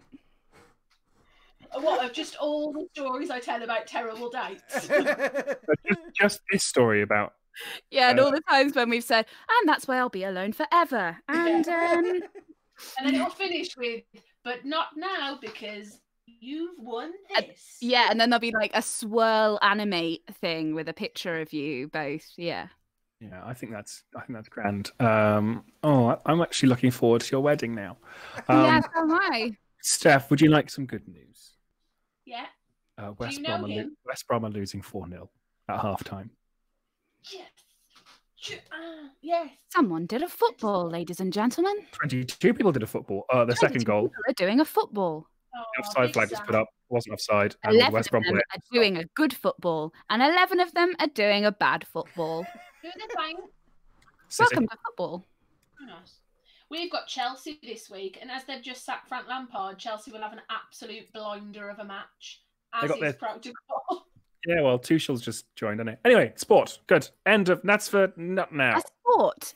Final story of the night, ladies and gentlemen. Please go wild, go crazy for Adam. Unwin, ladies and gentlemen. What is a ghost? I don't know. I just committed to the noise. So I started. Ooh. BSL clapping is what ghosts do. Ooh. Ooh.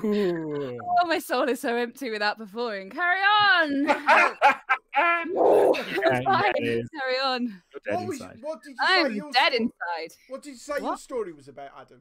Oh, it's about the greatest funeral I've ever graced with my presence. Wait, let me get comfy. So, there was like, I was thinking, can I do this story? 'Cause it's so sad, but it's not. Allow me just to cough because I have a phlegmy throat. I'm best now.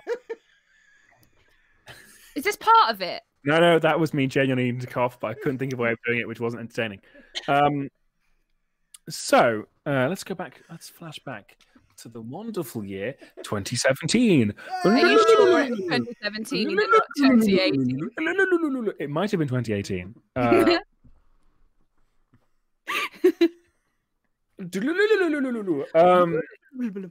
It's the international sound of time travel.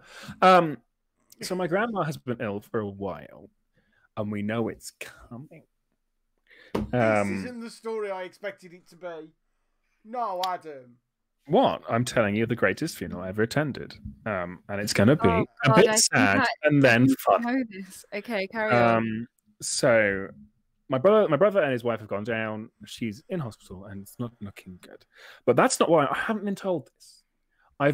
People have like hinted as a family does, which is she's all right. She's not there a lot of the time, that sort of stuff. I'm chatting to my boss and I'm going, right, I've had a message from my brother and it's not looking great. Am I all right to leave work a bit early? And I was thinking maybe like an hour or two early. And I'm like, yeah, sure, fine. He's a safe lad. We have a bit of jokes about dead people. It was great. No, because it's with me and my boss, my manager there. We were pretty much the same person. We had our attitude towards life was, look, it sucks. You make a joke and you get on with it. And it's at least until you have time to properly unpackage it, and then you do that as you do. But so we were like, right, it's fine. And he was like, he said, oh, it's only one grandma. Have you got any left? I was like, no, I was very careless and I lost the other one when I was young. And he went, oh, well, that's your own fault. And I tell my brother and say, look, I can probably leave a couple hours early. He went, no, you probably need to come down now. I was like, right, tell my boss. And he immediately, straight away go, do you know that jokes you're making? Yeah, I need to leave now. He's like, okay, fine, okay, let's go. You can go. No problem. Get on the train, go home. We get to Telford, yada, yada, yada. I don't make it in time, blah, blah, blah. All this, emotional fun stuff. And I'm exceedingly angry, as you would expect. And I go on down, we say, meet the family, all this nice. We start clearing the house, have a lot of fun time, going through all my grandma's stuff and meeting the family. And it's really nice, because we don't often go down to see that side of the family, because they were all down in Bridgewater in Somerset.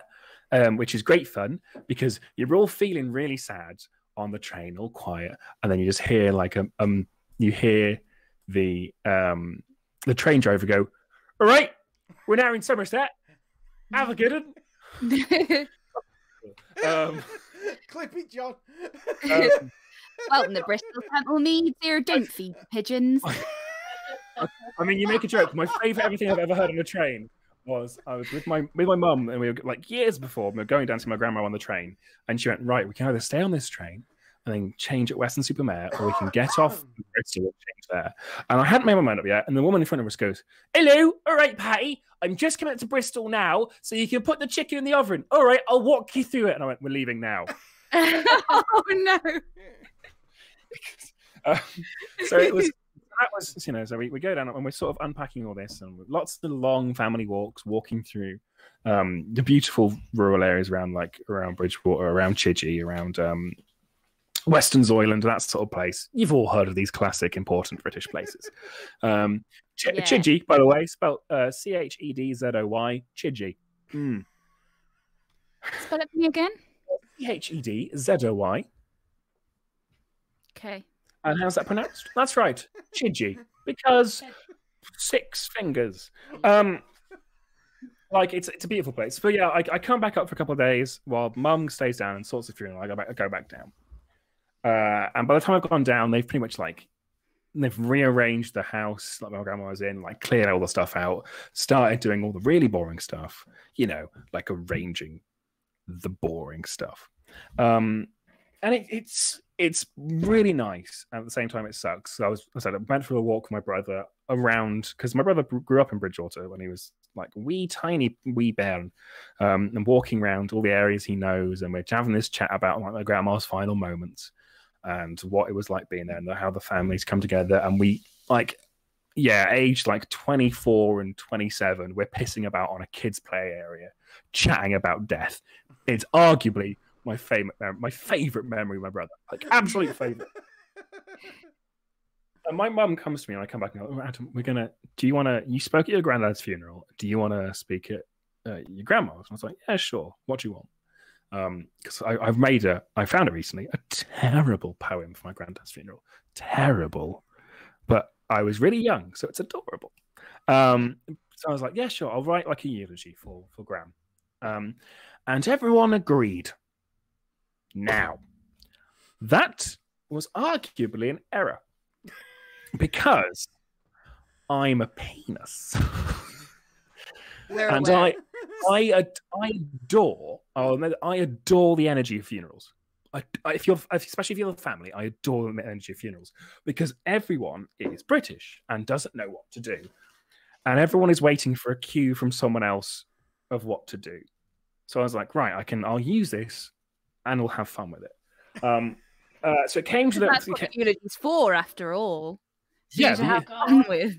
Yeah, the eulogy is to have fun and to celebrate life, and you don't do that by going, "Oh, life's terrible." Nah, bullshit. You don't. The point of the eulogy, in my opinion, is not to be like, "We're gonna miss her.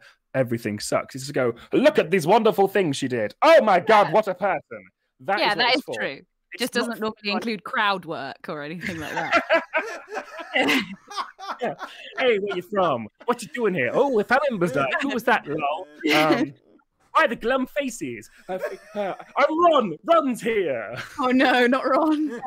He was doing crowd work. He was actually ushering. But from the very beginning, from just everyone's in black tie and getting ready.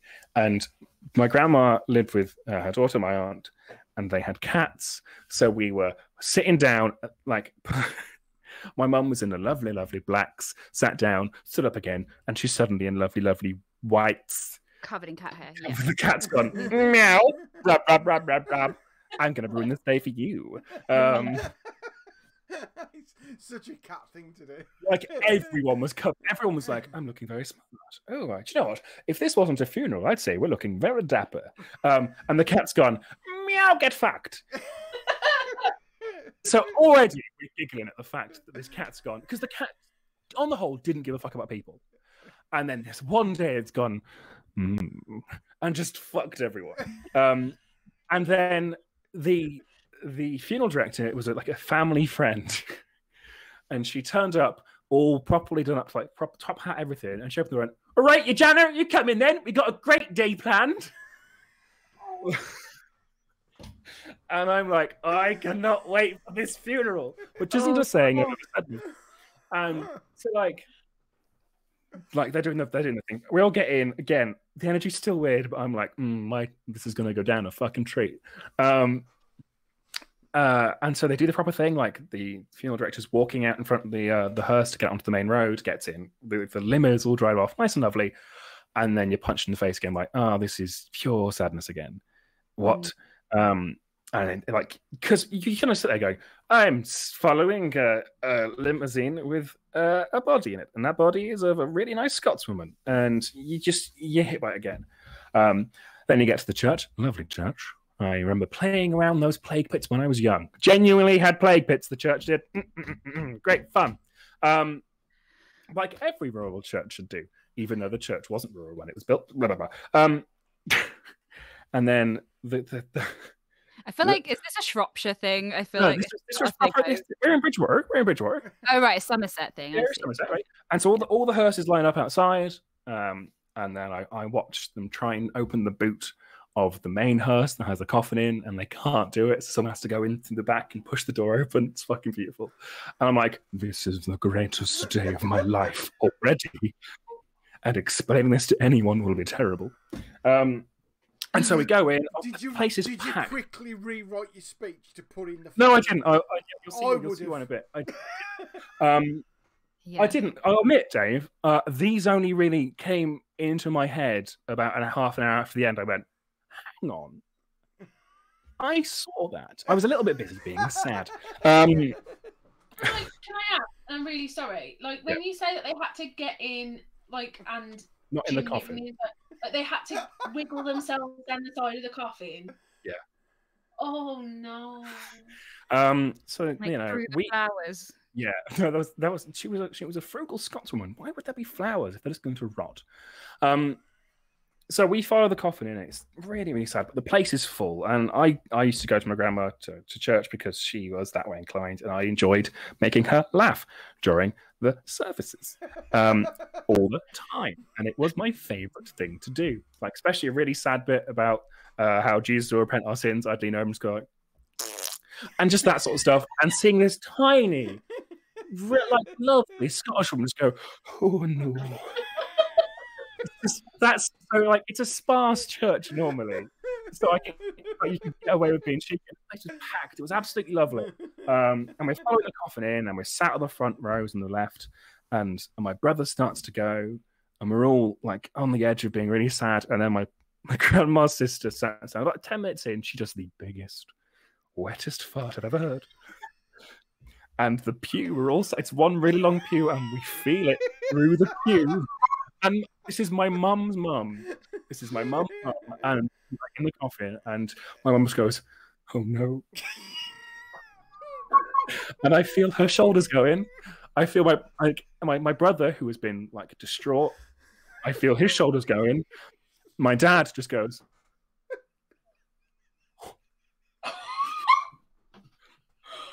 and she, bless my great aunt, she has not felt a thing. She's not felt a thing. She doesn't know what we're giggling at. She thinks we're being highly inappropriate. And it's just it's perfect for the woman that my grandma was. This is all perfect. It's just the food. My brother gets up and does a poem. It's a beautiful poem, and he genuinely struggles through it, and it's heart-wrenching and emotional. And the whole audience, a congregation. I've had the wrong. The whole congregation is on the verge of tears. And then the vicar, a lovely woman whose name I was never told, or at least can't remember it, but my mum and my grandma used to refer to her as Geraldine, after the vicar of Dibley, because she was a small woman who wasn't necessarily entirely small, and was the first female vicar the parish had. So Geraldine makes sense. And I was asked to come up, so I will read to you what I wrote. And I think I like this, not because it's funny, but because I think it sums it up really well. And the room was on the verge of tears or giggling, and I had to make a choice. Okay, so to get us all in the mood, does anyone want to do a big fat wet fart? No. Just imagine. I think Steph's about to, but via her mouth. It's called a chunky spit take. Perfect. The emotion has been. So yeah, this is what I wrote to read to it, and the weird emotion you get at a funeral. I cannot praise highly enough the lady who first got me drunk. When I learned of my grandmother's death, I had 1,000 thoughts go through my head at once, many none too pleasant and others completely laughable. When I finally could speak, the first sentence I managed to say was, "At least she'd now never managed to beat me at Scrabble. 1-0 to me, bitch."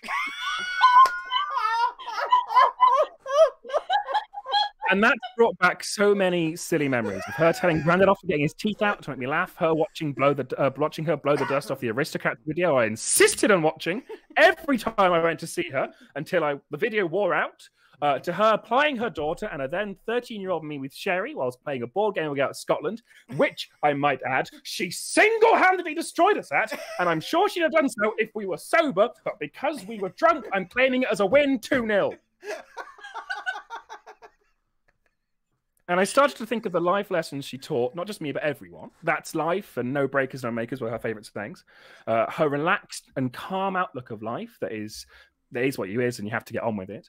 Learning as you go is something I've all taken to heart. My mum would say, this wasn't in it, my mum would say, "I'm so laid back, I am horizontal." That's what she told me on my 16th birthday. Especially since her death, she was calm, collected, wouldn't say boo to a goose. I don't know why you'd say boo to a goose, but apparently it's a saying. Completely in tune with the world and understood how it worked. In fact, the only time I saw her get ratty with anyone was when my dad tried to cheat at Scrabble because my grandmother had her priorities after all. Her passing was a true blow to all of us, and we are right to be mournful. We all have happy stories and happy memories about it and have got nothing but wonderful things to say. But it would be a true sadness if we did not take her wisdom with us. Today is a day to celebrate the life and work of a wonderful woman and to realise that through the lessons and her love, she lives on. Thank you very much. I hope you enjoy the buffet. Up next, we have salsa dancers performing the works of Lewis Carroll to the music of Cats. And that's how I ended it. The next person up was my mum.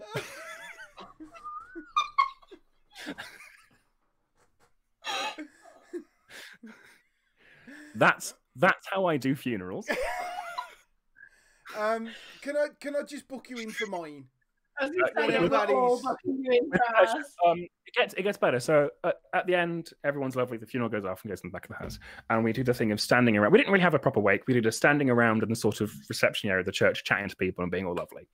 And then that was quite nice, chatting to family members and them giving like their memories of my grandma, and everyone's sort of having fun and only positive feedback. So notes, always good to get notes. And then, so it comes to the very, very end, and the vicar's like, "Right, we're going to lock up in a bit. So do you want to go and chat to the funeral director?" And she came over again and went, "Okay, do you want to come with us to the crematorium?" And my aunt went, "Do you know what? Nah, we're fine. I mean, you're just going to put her on a big fire. There's no point. We can do that back at home. We can name some toast after her and do it that way." And I was like, this is so good. Amazing. And yeah, just everyone sort of giggling at that and just watching her drive off meant, yep, that's the way she would have wanted to go. I spoke too much about her getting drunk on sherry and her love of Scrabble. And my brother got sad. It's perfect. So yeah, that's why I should be allowed to attend everyone's funeral. Because when my job is to be reflective and sad, I do it very, very well. When my job is to have to like celebrate someone's life, I do that quite well. When my job is to go, no, she wouldn't have wanted this, she'd have liked laughter, that's what I do quite nicely. So yeah, that was the greatest funeral of the 6 I have been to. That was the one I think I was at my best.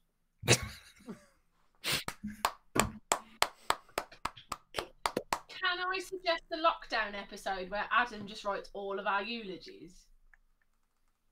Platts, we can't hear you, mate. Oh yeah, your mic's gone off. I have texted you to tell you that it's happened about... She don't read your text. She's busy. She's busy working. Yeah. You can make up the reason we died. You can. Oh yes, make up the reason we died. Yeah, we won't do it next week. We'll give you some time. Yeah, like months to write it. But it's happening. My only fear is that I'll have it written. One of you. I'll have it written. One of you will sadly pass away, and I'll be like, "Oh no, it's come true." Well, Oh, gosh. let's hope it's not me. I've got the Twitch password. I want it on record that however you write it for mine, that will be read out at my actual Yeah. funeral. Yeah. Do you know what? Yeah. I'm completely down for that. Yeah, that's I will fine. make sure that happens, and that you're. I won't even edit the planned death. Not planned. The planned death. The planned death. Yeah, sure. Why not? The way you're going to die. The way Yeah, I- absolutely don't. Like whatever reason they give, I want it to be your reason. Like, yeah. Yeah. Yeah, That's you've what's got to happening. you've got to do it, Adam. This will be awesome. Sweet. I think I know how Platts will die. I think I Oh, know how. great. Thanks. Straight in there. Oh, Wait, yeah. it's- We all know how Hannah's going to die. It's going to be misadventure. Yeah, it will. I know myself. I think. I'm trying to think of ones that aren't horribly sad for both Steph and Dave. I was tempted to say Dave was electrocuted or was trying to modernize an XP computer, but but that's too realistic. Famously poor grounding. Yeah, yes. Those power supplies of 1997 were horrendous. That's it then, isn't it? Well done. Thank you, Adam. Well done. Right. You've now got some homework, so get on with that. We're doing a witness me. We're doing a lock-in episode next week. We don't know what we're doing yet, do we? Remember when we had like weeks planned in advance? Remember Yeah, that? but I think we used them. Yeah, we did. We are kind of like just ploughing through this. There's genuinely this week there were messages going backwards and forwards. Have I done this story? I can't remember. Yeah. Yeah, I've got a couple. I'm like, oh, I done that. I don't think I That's like a do. list. But you know, whatever. Hannah's mic's gone again. Hannah's Let's gone just again, see yeah. how- Yeah, your mic's Yeah. on again, Hannah. We could just occasionally pretend that Hannah's mic is on. Yes. As I the know mic isn't it. working, and you do have an A-level in The photography. mic is gone. The mic is gone. Yeah. Is it working now? Yay! It's working. You are going to have to communicate with us through the medium of interpretative dance. On it. Hannah says she's got an idea for next week. She will run it. Wonderful. I interpreted the Brilliant. dance. So, through the medium of interpretative dance, Hannah has got an idea for next week, and she's going to run it. So, awesome. Come back next week. We're on the Discord. I'll put the link in the chat again, just in case. Follow us on the socials. Do all that stuff. Mikey should be back next week. Legend. Yay. And I, for one, am looking forward to that, regardless of all the lies that you lot started at the start of this episode. He's not a pigeon drone creator. Prove he's not. Sorry, say that again. Prove he doesn't make pigeon drones. You can't prove What? a negative. It's not a negative. Is You can't prove a negative. It's not how proof works. So prove that he doesn't do it. You can't No. prove a You negative. can't prove negative. You're supposed to teach our children. You should know this. Yeah, but like me. Clip it, John. Okay.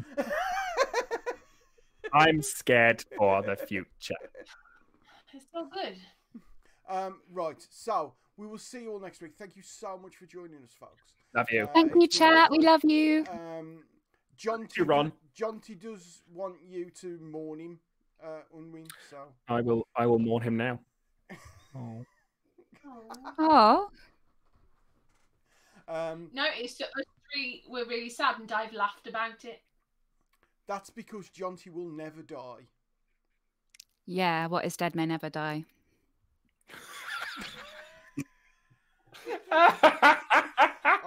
that True. was somehow worse. On I that love note, Jonty. ladies and gentlemen, say goodbye to the YouTubes, everyone. Goodbye, Bye, the YouTube.